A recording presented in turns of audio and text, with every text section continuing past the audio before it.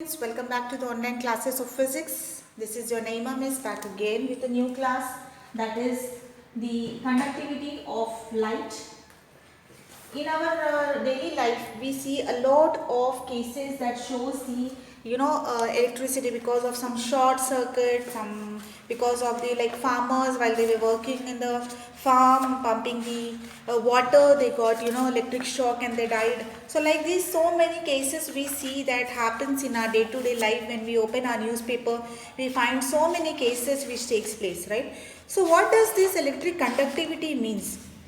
What is actually happening when we are when the light is being conducted?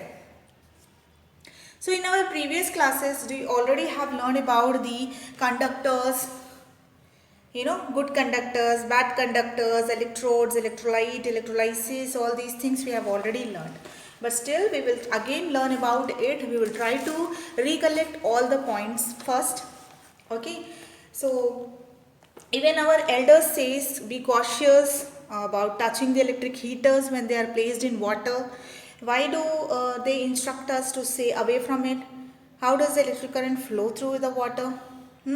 We have learnt in our previous class that electric heaters, what are they? Electric heaters, what do? They convert the electric energy. Yes, they convert it into electric energy. They convert the current into electric energy and thus the water gets heated up, right? Water boils. Yes, so all these things are happening. Then how this is happening? Actually, what is the reason how the heater is able to convert its electric energy, and how it is helping the water to get boiled? What is the actual thing is happening here? What is the process that is taking place? So all these things we will learn today. So testing the material to know which allows the electric current to pass through it. So all the things allows the current to pass through it. Does it happens? If you take this chalk, will this chalk pass the current when you are putting this chalk into the socket and you are oning the switch? Will the current pass through this chalk? No. Why? Because it is not a good conductor. It is a poor conductor of electricity. So the substance which allows the which does not allows the current to pass through it, which does not allows the current to pass through is nothing but it's a poor conductor. You can even say about, like as I said, chalk. You can take wood also. You can take the stone also. You can take the board on which we are writing right now. So all these things are the poor conductors of electricity. When you say good conductor, so what is the good conductor? Good conductor is nothing but when the object or the substance is allowing the current to flow through it is called as the good conductor. Okay, it is allowing the current to pass through it. For example, you can say iron. Yes, iron. You can say water. Water is also a good conductor of electricity. Yes, and so on. There are a lot of things which allow the current to pass through it. So those kind of substances are called as good conductors of electricity. So let us see, we'll do a small experiment and see whether it is possible or not to allow the current to pass through it. So what we'll do, we'll just set up one, we'll do one setup. There what we will do, we will fix one,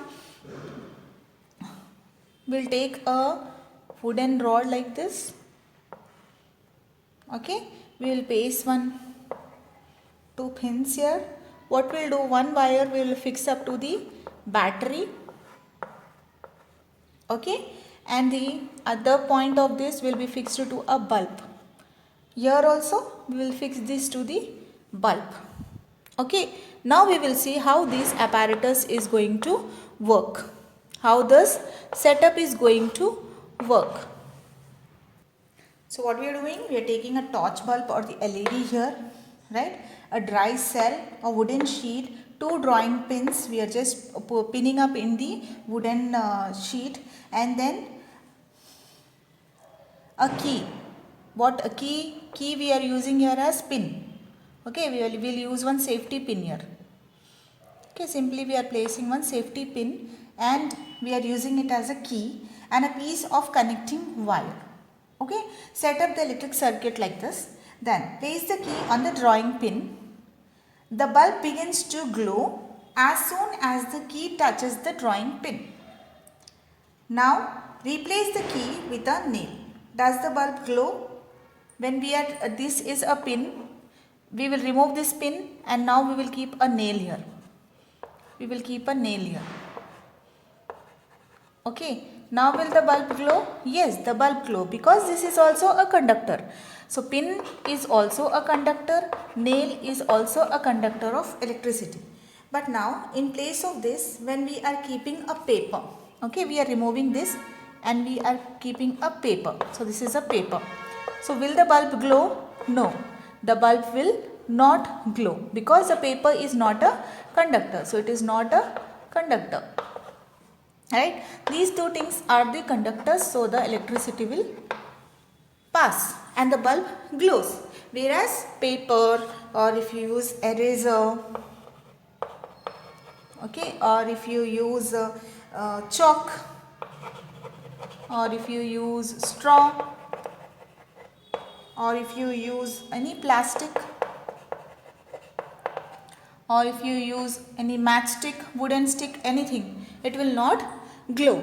But instead of that, if you are using any metal, then the light will glow. So with this we can say that metals are the good conductors. Metals are the good conductors of electricity, whereas the non-metals are the poor conductors of electricity. So non-metals are the poor conductors of electricity. So this nail, paper, all these things are solid, right? So we have tested the electrical conductivity of solids right now. So now we will learn about the electrical conductivity of liquids. Electrical conductivity in liquids. Okay, we have learned about solids. Now we will learn about liquids. So what is the electrical conductivity of liquids? So what we'll do, we'll just again we'll arrange an circuit apparatus. What we are going to do, we are going to take an LED, dry cell, metal pin, rubber cap of injection bottle and wires for making connection. Then we will set up it. How we are going to set up? We are just placing a rubber cap,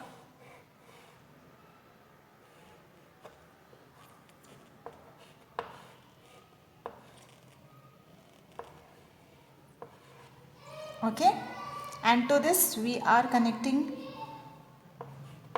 one end to the LED tube or LED bulb and the other we are connecting to a battery. Okay, this is again connected to bulb. Okay, so this is the setup. So now see that the two metal pins pass through the gap and should have a very small gap. Okay, they must have the very small gap between them. So the pins are fairly closer but not touching each other. The LED should not glow when the pins are separated by small distance. The distance which must be in such a way that this, when they are, they must be close to each other, but they should not touch each other. But see that they should maintain such a distance that LED should not glow when it is set up in an apparatus circuit. Now join the free ends of the pin by pressing them for a moment and make sure that the LED glows. Now release the pins, they get separated and the LED should not glow. So similarly what we are going to do, we are going to fill this rubber cap with different liquids. Like first we will fill with distilled water, then we will fill with drinking water. Okay. Then in distilled water there is no electricity because it is a bad conductor, because it does not contain so many minerals which allows the electricity to pass. Drinking water, yes, it's a good conductor. If we see coconut oil also, if we are placing here, it does not takes place.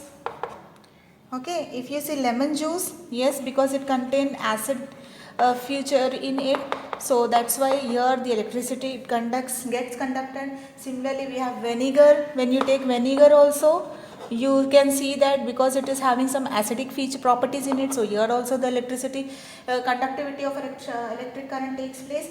If you see vegetable oil, sugar solution, vegetable oil, sugar solution, here it does not take place because it does not have acidic property, right?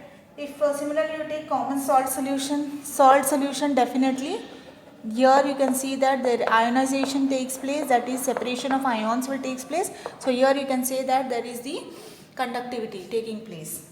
And if you take milk, no, it does not take place because it does not have any such properties present in it, so there is no conductivity of electric current takes place. So with this we end up today's class. Let us continue in our next class. Thank you for watching. I request you all to just go back again and watch twice the video so that you will be able to understand.